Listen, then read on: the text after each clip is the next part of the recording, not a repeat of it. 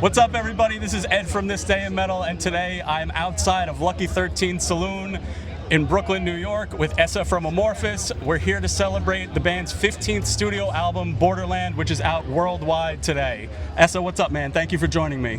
No problem. Sorry for the technical difficulties. No, it's okay. It's okay. It's always like this. Yeah, I'm good. We flew here in New York yesterday. Feeling good. Nice to be here in Lucky 13 Saloon. It's like I think this is like a metal bar. Yes, it's been a metal bar here for over 20 years. Okay. Although I haven't had the pleasure of being here, but there's plenty of venues similar to this around here. But this is becoming a bit of a landmark. I think they're starting to do more and more shows year after year. So It's an interesting place. I'm going to check it out inside. We're here. Amorphis' full album, Borderland, will be played here today. So you guys were literally in Turkey less than a week ago playing a show. Now you're here in Brooklyn. How did that show in Turkey go? That goes out well. Like, that was the first show since 10 months or so, because, we've been doing recording Borderland and plus that we decided to have a break, not to do any shows. So, doing show for that long time for us, it was great. Yeah. Everybody were a little nervous, like, okay, how do we remember the old songs? And, plus that we played a couple new tracks, and that gave like a little extra stress for the evening. Yeah, and the reception to the new songs was good, I'm assuming? It was good, yeah, really good. It's always when you play the new songs, it's more a little stressful. You have to focus on what you're playing and try not to fuck up the new songs. So, but the response was really nice. That's great. So then you're in Turkey, you flew home, quick pit stop in Finland, and then you got on a plane to New York. How did you enjoy the New York traffic at the airport? Yeah, that was pretty horrible. We got bad luck, or semi-bad luck. We queued 1 hour to passport control. Yeah. So, but yeah, it is what it is, and you never know what's going to happen. Sometimes it's longer queue, sometimes it's easier. You never know. It can be very difficult, and yes, that's a pretty standard story for a New Yorker flying anywhere, flying in or out of any airport. I'm assuming you guys came into JFK. We came to JFK. Yeah, it's a bit of a mess over there these days. Yeah, it's the last time I think we flew in from Dallas. Okay. To Dallas.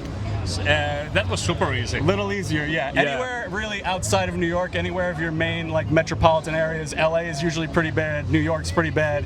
Anywhere else it takes about 5 minutes to get through security. Yeah. So that's how it should be, but you can't always win. What can you do? What can you do? So you guys got here last night. What have you guys been doing in the city? Did you have a chance to explore a little bit today? Yeah, I was out with Santeri. We woke up not early. We slept pretty well. Took some breakfast and had a walk to town. Yeah. What we saw. I think I saw you guys were at the Empire State Building. Yeah, that's true. You guys took a nice touristy photo at the top, I believe. Yeah. Our plan was to go up there, but we saw that it cost $100 to go. No, that's a ripoff. You shouldn't do that. No, we didn't do that. Good. No. I'm glad. Yeah. And then I think I saw you guys were walking through Times Square. I saw you guys maybe met Elmo, and a couple of the other Muppets were out there. That's a typical scene in Times Square. So we did all that stuff, so we don't have to do it anymore tomorrow. So that's all experienced and done now. So you got an authentic New York City experience. Right, then. Yes. Pretty much. I'm But sure. that's always the same when we're in New York. We walk the same spots, and it's like the tradition. Yeah. But we were lucky enough back in the days to also visit in World Trade Center. Yes. And it was great to remember those times, but it's still really weird. It's very surreal. Yes, as someone who lives here, it's still very surreal to see that A, that they're gone, and B, that something even taller has replaced it, which is kind of crazy. Yeah, exactly. So that was back in the day. That was around the times that you played a legendary club here in Brooklyn. You played L'Amour's, I think, in 2000. I think it was the Tu Onella tour, or North American Tour 2000. It was with, if I recall, I think it was with Moonspell. Yes, I think so. Yeah. That was a great tour. Yeah. Good. good times back in the days. That was like the Brooklyn venue. I mean, there's many that are up and coming, and honestly, the metal scene in Brooklyn, I feel, is as strong as it's ever been. There's a lot of venues that host a lot of different bands that come over from overseas, and I'm sure that you've seen it too when you've come over. And like, I think the last time you guys were here was with Dark Tranquillity. Yeah. Is there any plan for a North American tour once once you guys? I know you guys are running through Europe with Arch Enemy, but once you're done with that, is there a plan for Borderland, tour in the United States? Yeah, it's nothing scheduled yet, but we are, our management and agents are working with the schedule. Yeah. For the next US tour, but definitely we're going to do US tour with Borderland album, absolutely. That'd be great. I'm looking forward to that. I'd love to come see you guys. I think you guys were supposed to come through Brooklyn for the 30th anniversary of Tales from the Thousand Lakes, right? Right. But that unfortunately got canceled due to COVID. Yeah, we actually had the whole US tour booked for that, and it would have been like the Tales from the Thousand Lakes entirely, plus some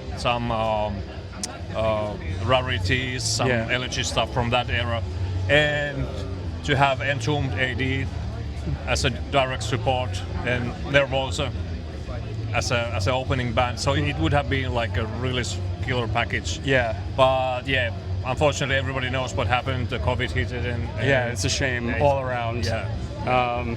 But yeah, I'm looking forward to you guys coming back. I'll definitely be in attendance.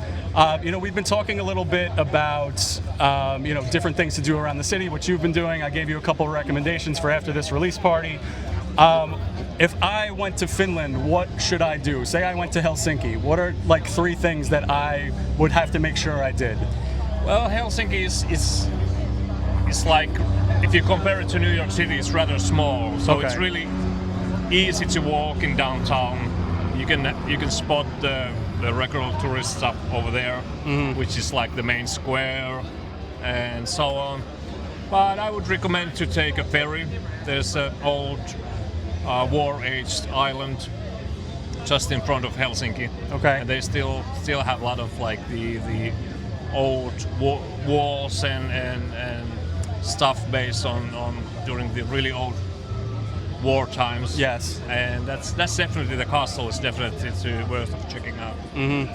Well, I look forward to that. I'm assuming summer's the best time to visit. Summer is the best time. I think the only reasonable time to actually come to Helsinki or Finland, unless you're fancy of bad weather. Yeah, I don't know if I want to experience the Finnish winter. I have enough trouble with the New York winter. So yeah. It's actually, I was really surprised how cold it gets here. Like super. It's even nastier than in Helsinki or Finland. Really? Because you guys have the sea, and the town is full of blocks that sort of like it's super windy here. Yeah, and that differences between like the winters in Finland.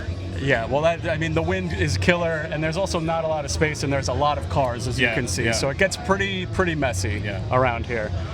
The reason we're here is to talk about the new album, and I know you're one of the main songwriters in the band.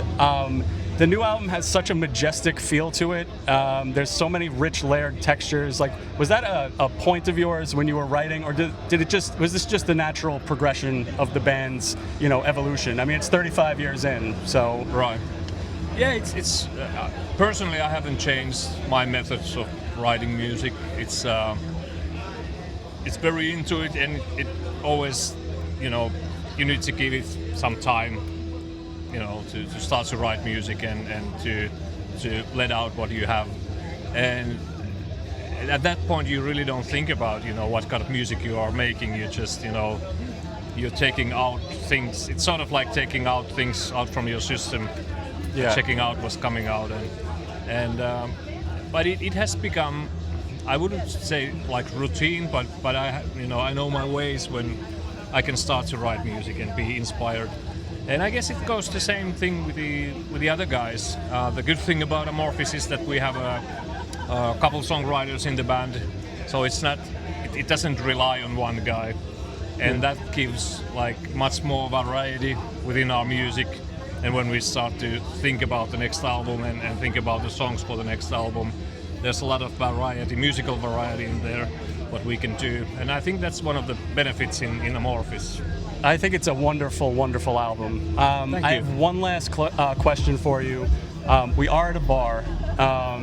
You guys famously shared a rehearsal studio in the story with a bunch of the bands that have become famous from Finland. You guys were probably one of the first. I was watching an interview with Pete from Mormon, and he was talking about how you guys would go to this mini mart, you guys would get beer. They put in a beer vending machine on the second floor. Right. Is that true? Yeah, that's true. Are there any stories that you can share with me from that time? Oh man, it's like that rehearsing building doesn't exist anymore. That was teared down, and it's filled with apartments for rich people. Because that was located in downtown Helsinki, next to the harbor, like the best area what you could have. Yeah. But for its time, what it had, it was a great community. It was like we shared rehearsing flat with the Children of Bodom guys and with the Northern guys, and the Warman dudes rehearsed there. It was whenever usually it was like on the weekends. We had rehearsings on Sunday. You went to rehearsing place. There was always some musician hangover, lying down, spent the night there. Yeah. And if it, could have been one Northern guys or Bottom guys or our ex-singer. Yeah. That's how it was. We changed our rehearsing flat a couple of times. We also shared rehearsing room with him. Yes. And it was great times and great community. And always there was a lot of shows in that rehearsing studio. There was also a great venue there. Yeah.